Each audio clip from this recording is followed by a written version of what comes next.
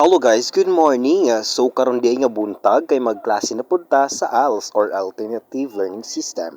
So karon nga buntag kay nagdiscuss mi na nga time og mathematics. So gipangutanan nako sila about sa Philippine bills o Philippine coins.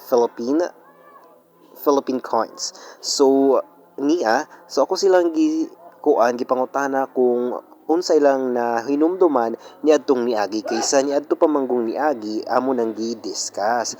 Gi-review lang nako kung baga kay para kunuhay, nganong kunuhay?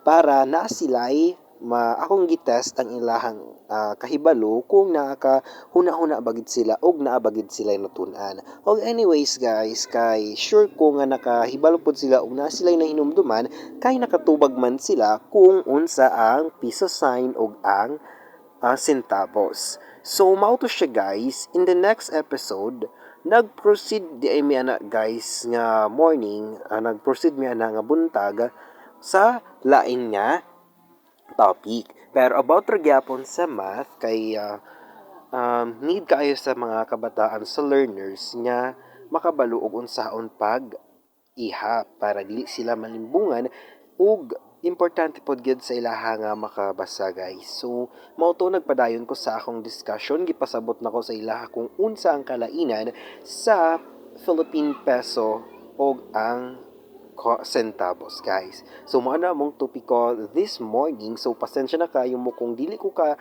makita dira sa video kay tungod na ako sa kilit. Char.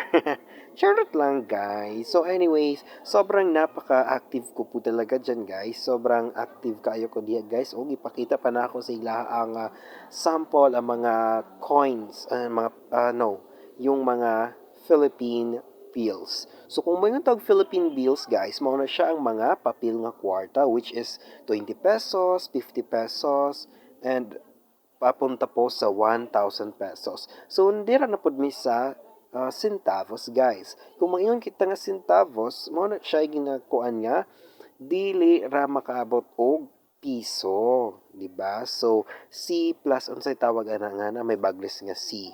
So mao na siya centavos. Ang sign pod sa peso guys kay naay P og duha ka badlis sa tunga. So mao to siya.